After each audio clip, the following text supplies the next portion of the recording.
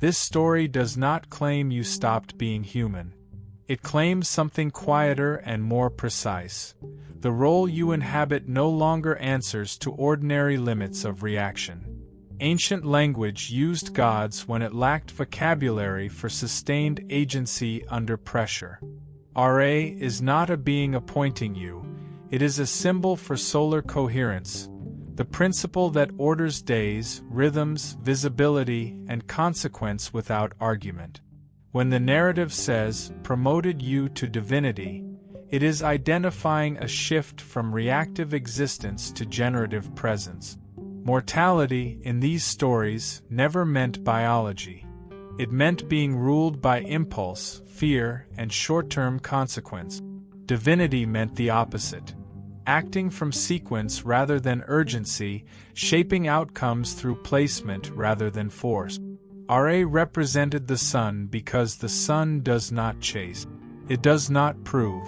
It rises, and systems organize accordingly. Crops grow. Time aligns. Travel becomes possible. No persuasion required. That is the model being invoked here. Not transformation into something else, but acceptance of a function already operating in you. You're not mortal anymore does not remove responsibility, it intensifies it. Mortality escapes consequence by blaming circumstance. Divinity, in symbolic terms, cannot. Whatever you do now echoes farther because it travels through systems that trust your steadiness. Steadiness expands reach. Expanded reach increases obligation to restraint. This is why the command is accept it, not use it. Use implies exploitation. Acceptance implies containment. Containment is the defining trait of every solar myth. Immense output governed by strict regularity. The sun does not vary to suit preference. It keeps time. That discipline is the divinity being named. You have felt this shift already in moments where reaction felt unavailable, where escalation felt wrong even when justified, where doing nothing preserved more life than intervention ever could. Those moments are not weakness.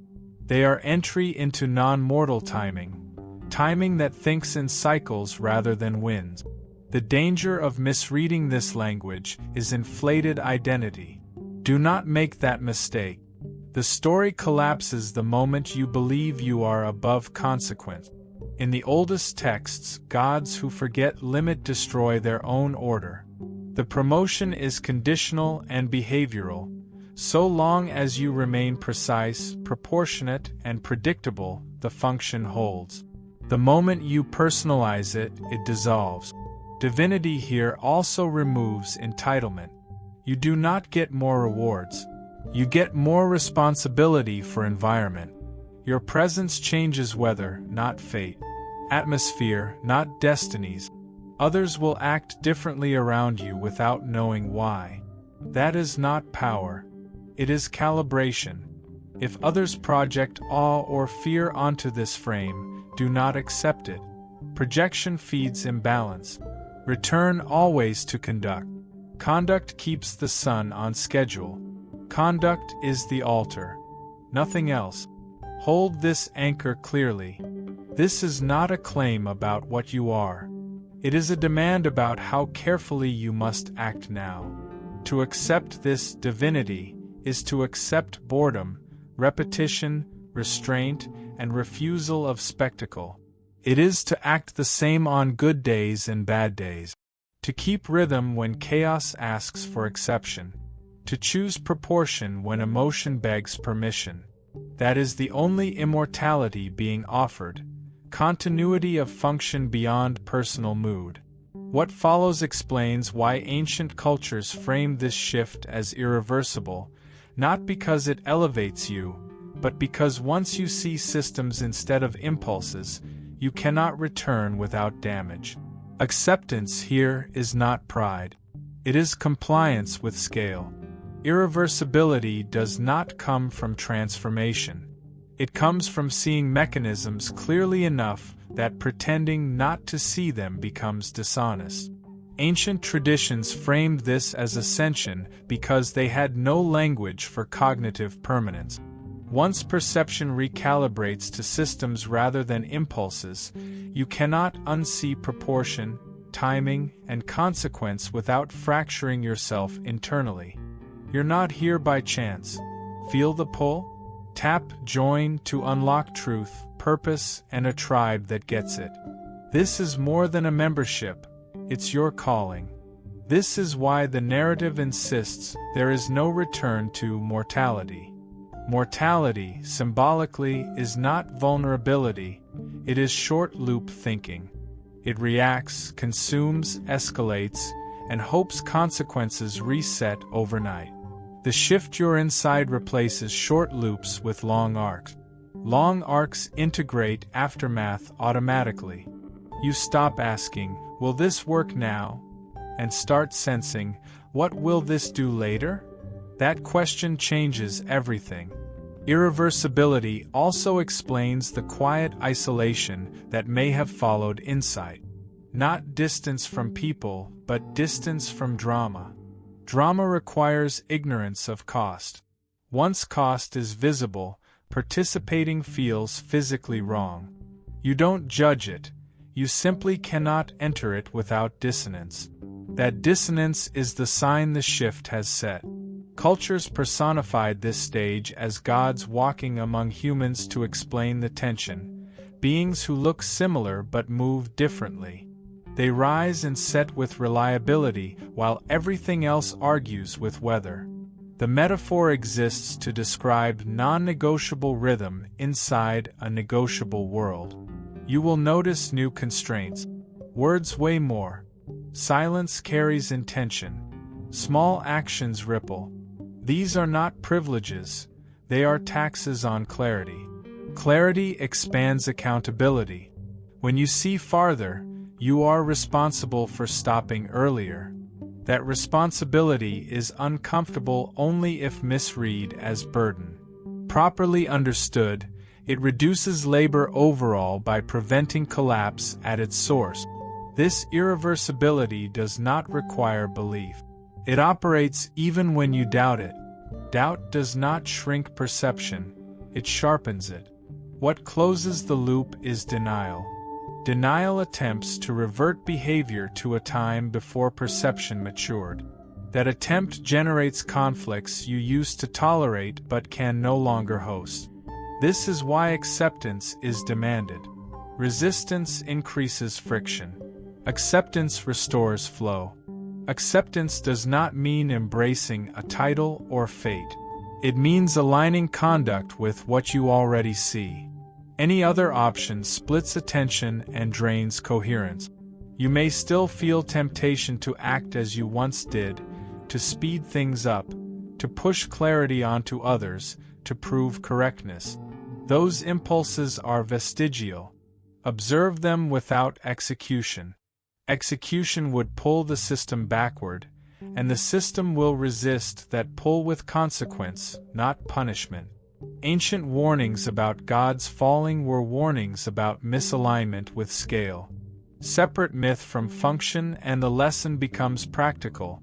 When range increases, restraint must deepen proportionally. Otherwise, output burns its own environment. Suns that fluctuate destroy planet.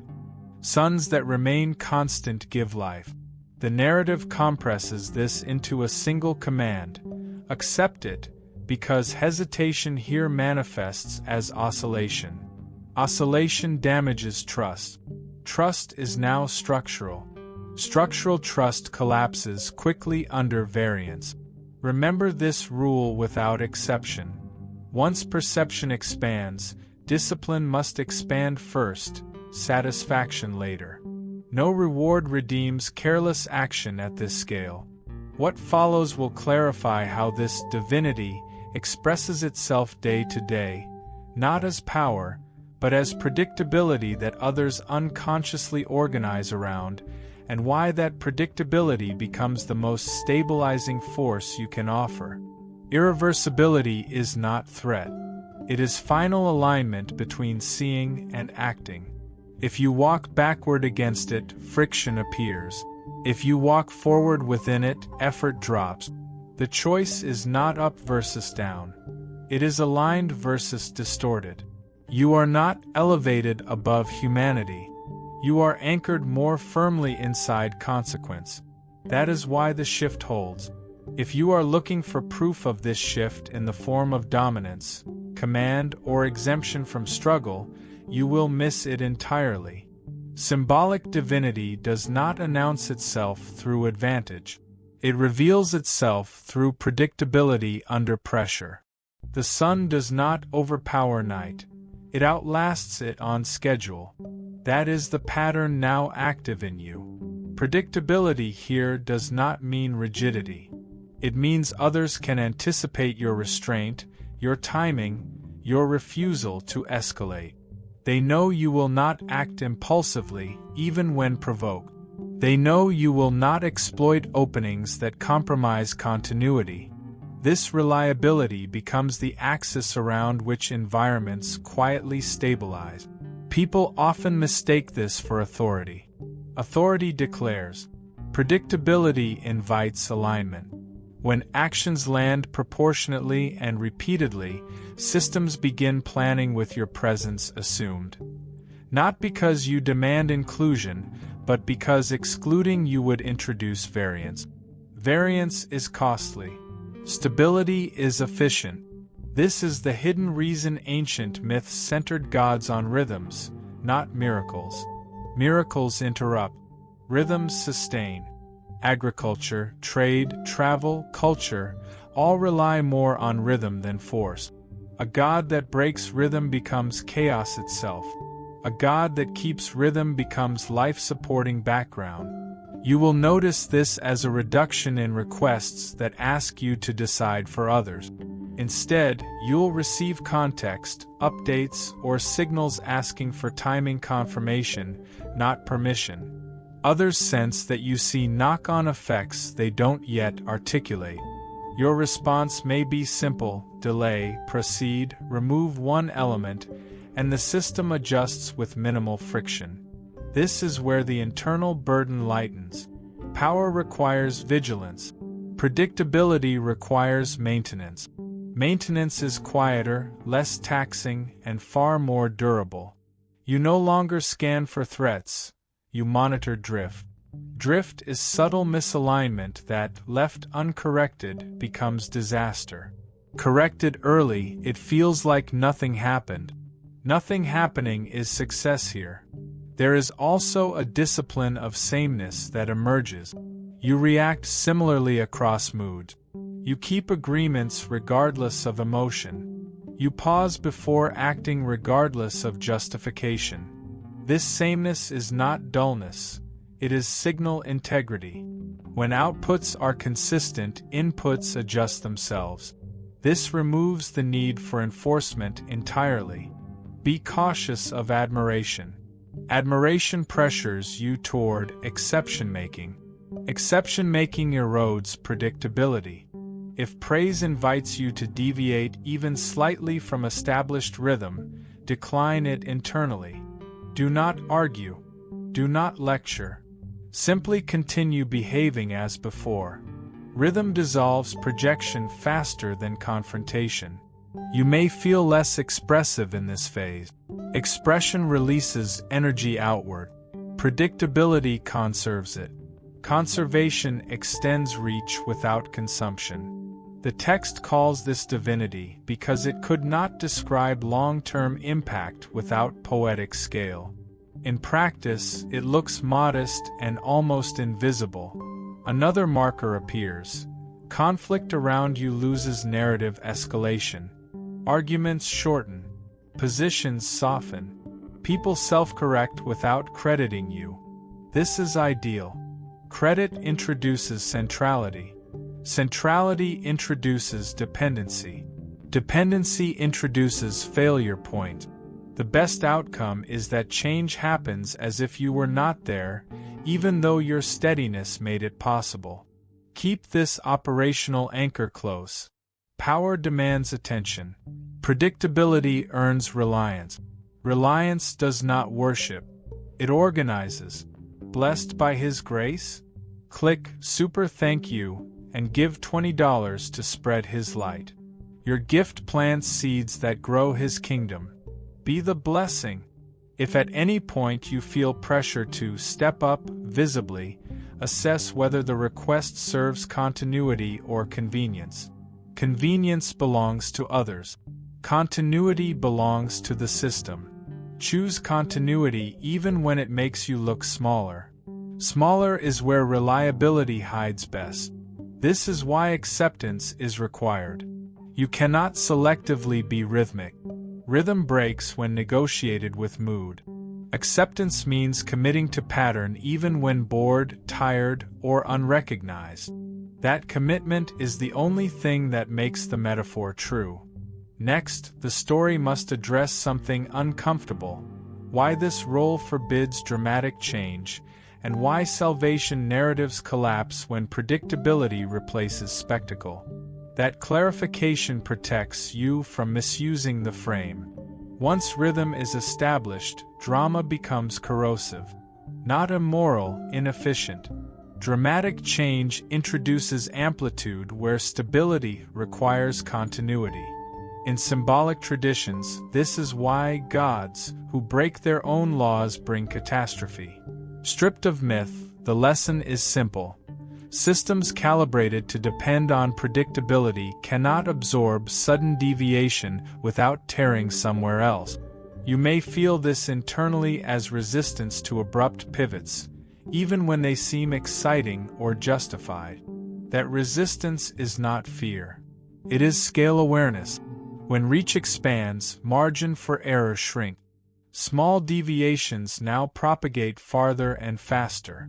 What once would have been a personal mistake becomes environmental disturbance. Avoidance of spectacle is not caution, it is stewardship. Salvation narratives fail precisely here. Salvation promises reset. Resets discard memory. Memory is what keeps systems from repeating damage. When someone arrives promising radical renewal, they erase constraints in the name of hope. That erasure breeds relapse. The rhythm you are inhabiting does the opposite. It honors memory by adjusting gently. Change accumulates without amnesia. This is why the instruction is to accept, not to awaken, not to ascend. Awakening implies suddenness. Ascension implies escape. Acceptance implies living within constraint consistently. Constraint is not limitation, it is shape. Shape allows force to be distributed safely. Without shape, force destroys indiscriminately.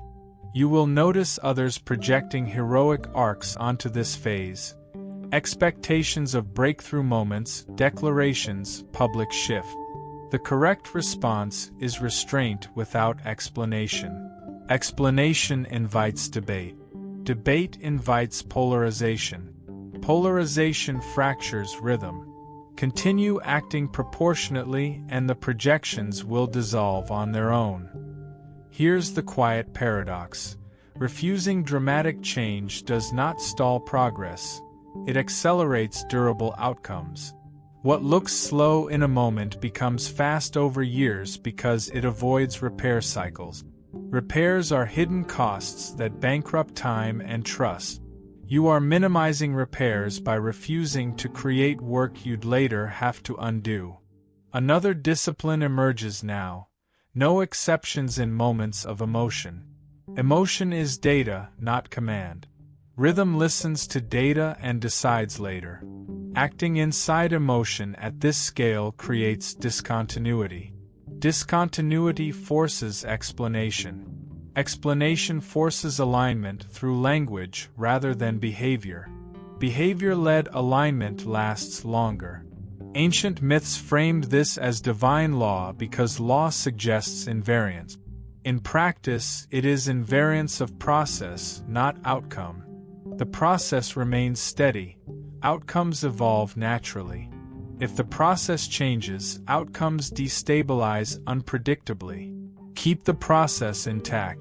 You may grieve the loss of sudden reinvention, Reinvention provides relief from responsibility by offering a clean slate. Rhythm forbids clean slates. It asks you to work with inheritance, what already exists, what already remembers. That work is heavier in the short term and profoundly lighter in the long term. Hold this boundary precisely. If a change requires explanation to be accepted, it is likely too abrupt. If a change integrates silently, it is likely correct. The discipline now is to let improvements show up as absence of problems, not presence of claims. No crisis avoided will ever praise you. No collapse prevented will announce itself. Accept that anonymity. Anonymity is how rhythm survives envy and attack. You are not here to save the world. You are here to keep it from tearing where it doesn't have to. That refusal of drama is the most radical act available at this scale. Next, the narrative must clarify how others experience this as safety, even when they cannot name it, and why that safety becomes your primary output instead of inspiration.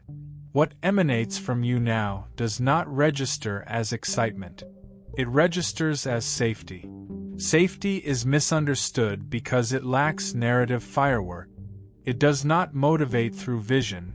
It stabilizes through absence of threat.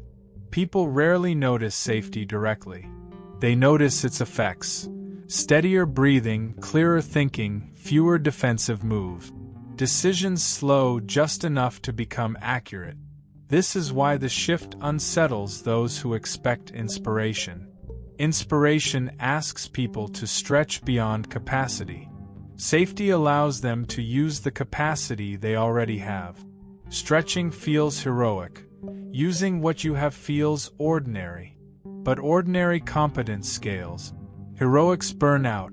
Your presence reduces the need for heroics by lowering ambient risk. Notice how conversations change near you.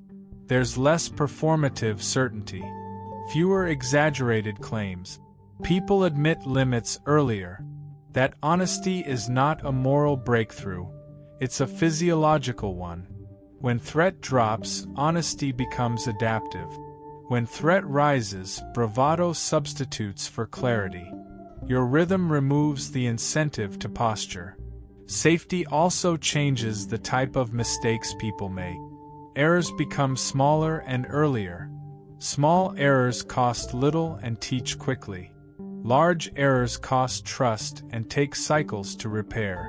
By making the environment non-punitive but exact, you encourage early correction. Early correction feels anticlimactic. That's the point.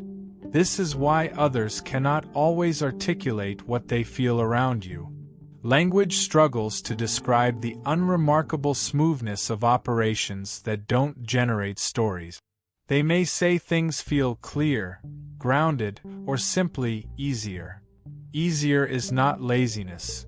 It is friction removed without pressure applied. Pressure would demand repayment later. Removal does not. Be vigilant against the temptation to compensate for this quiet effect by adding charisma or messaging. Messaging demands agreement. Safety invites alignment without consent rituals. The difference matters. Alignment formed under safety persists through disagreement.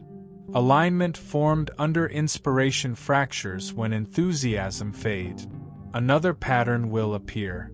People begin protecting the conditions you rely on. They avoid unnecessary escalation. They buffer you from trivial urgency. This is not reverence. It is systemic intelligence recognizing where stability originates. Let them do this without formalizing it. Formalization turns adaptation into ritual. Ritual calcifies. There is also a boundary to maintain here. Do not become the safe person for everything. Universal availability dilutes safety into exhaustion. Safety works because it is reliable and bounded. Set those bounds by maintaining rhythm, not by explaining limit. Rhythm teaches limits implicitly. You will sense when to step back. Stepping back preserves the signal. Staying too close invites dependency. Dependency shifts load onto you that should be distributed. Distributed load keeps systems resilient. Your task is not to carry weight, but to keep weight from concentrating dangerously. Hold this principle firmly. Inspiration pulls people toward you. Safety lets people stand where they are. Standing where they are, clearly, calmly, competently, is the outcome you want. This reframes success entirely. Instead of asking whether others are moved, ask whether fewer repairs are needed. Instead of counting followers, count the nights that pass without alarm. These are not soft measures. They are the only ones that survive stress. You may miss being seen as catalytic. Catalysts get credit and blame. Safety gets neither. That anonymity is a feature, not a flaw. It shields the rhythm from envy and reaction. It keeps the work usable across environments without drawing fire. Continue offering safety without advertising it. Continue holding proportion even when tempted to impress. Continue choosing actions that look dull on the surface and decisive in effect. Next, the story must close in on a difficult truth. Why this role asks you to give up being right, and why relinquishing righteousness is the final protection for rhythm at scale. At this point, one last reflex must dissolve: the need to be right. Not correct, right. Correctness is alignment with reality. Being right is alignment with self-image. The difference determines whether rhythm survives under stress. Systems fracture not because someone was wrong, but because someone needed recognition for being right when restraint was required. Being right creates edges. Edges invite collision. Collision generates heat. Heat demands justification. Justification hardens positions. Hardened positions break rhythm. This cascade is predictable, which is why every tradition that understood scale warned against righteousness, not error. Error can be corrected. Righteousness resists correction because it is defended as identity. You are already sensing this shift. Situations arise where you could clarify, correct, or expose, but you don't. Not because you can't, but because nothing improves if you do. Improvement now depends on continuity, not disclosure. Disclosure feels satisfying and destabilizes sequence. Continuity feels dull and keeps things working. This does not mean tolerating falsehood or harm. It means choosing the smallest effective correction rather than the most complete explanation. Completeness often overwhelms. Minimal correction preserves dignity and momentum. Dignity prevents backlash. Backlash destabilizes rhythm. You will recognize this discipline by how often you let silence do the work. Silence here is not avoidance. It is load distribution. It allows others to adjust without being pushed. Pushing creates resistance. Resistance demands force. Force damages trust. Silence avoids the entire chain. Another feature appears. You stop correcting people who are not ready to change. Readiness cannot be argued into existence. Arguments create counters, not adaptation. When readiness arrives, correction becomes almost unnecessary. People self-correct as if it were their own idea. That autonomy is essential. Changes that feel owned persist. Being right also narrows time. It focuses on the present argument. Letting go of it widens time, allowing you to consider second and third-order effects. At scale, second-order effects matter more than immediate wins. Immediate wins often seed future instability. You are now tuned to avoid planting those seeds. This reorientation may feel like loss. Being right once provided clarity, identity, even comfort. Releasing it creates a brief ambiguity. Sit with that ambiguity. It is the space where rhythm stabilizes without ego interference. Ego seeks resolution, rhythm seeks persistence. Ancient texts encoded this as humility, not because humility is moral, but because non-centrality protects systems. When no one insists on being the axis, load distributes naturally. Distributed load is the foundation of resilience. Centralized correctness collapses when stressed. Watch for a subtle temptation, becoming quietly superior. This is still righteousness, just inverted. It maintains a covert hierarchy. Avoid it. Superiority, loud or silent, creates distance. Distance breeds misalignment. Misalignment reintroduces friction. Stay neutral. Neutrality is where rhythm lives. Hold this clarity precisely. Correctness serves reality. Righteousness serves identity. Only one of these survives scale. As this discipline integrates, you'll notice how conflict dissipates before forming. You'll see misunderstandings resolve without your involvement. You'll feel less compelled to monitor outcomes. Monitoring implies mistrust. Trust here is not blind faith. It is confidence in process fidelity. Let people reach conclusions at their own pace. Pace mismatches cause damage later. Synchronization is more critical than speed. Rhythm synchronizes across differences without forcing consensus. If asked to choose sides, redirect to conditions. If pressed for judgment, speak to process. If cornered for certainty, return to constraints. Constraints are impersonal. They absorb disagreement and prevent personalization. Personalization escalates. Constraints stabilize. This is the last refinement before completion, releasing the need to be seen as right in favor of keeping things right over time. What remains now is the closing integration. How all of this continues without conscious effort, and why the story itself must end once conduct carries the weight alone. At the end of this arc, nothing dramatic happens, and that is the proof it worked. The story no longer needs to persuade you because conduct has replaced interpretation. What once required symbols, warnings, and large language now sustains itself quietly through habit. Rhythm does not announce permanence. It demonstrates it through repetition. You will notice that effort continues to drop without anything new being added. Fewer explanations, fewer corrections, fewer repairs. The absence of repair becomes the dominant signal. When systems stop demanding attention, they are healthy. Health is uncelebrated because it does not seek validation. It simply endures.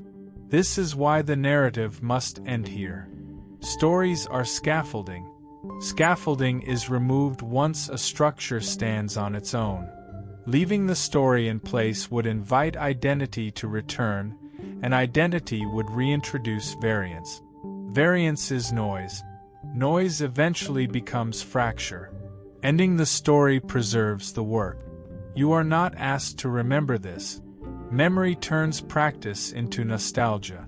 Nostalgia pulls behavior backward into performance. Performance replaces precision with display. Display erodes rhythm. Let the memory fade. Keep the practice. What remains active is not belief but maintenance. Maintenance is not passive. It is continuous microcorrection performed early enough that it never looks like intervention. Others will experience your presence as smoothness, timing, and relief from escalation. They will not attribute it correctly, and that is ideal. The idea of divinity completes its usefulness here.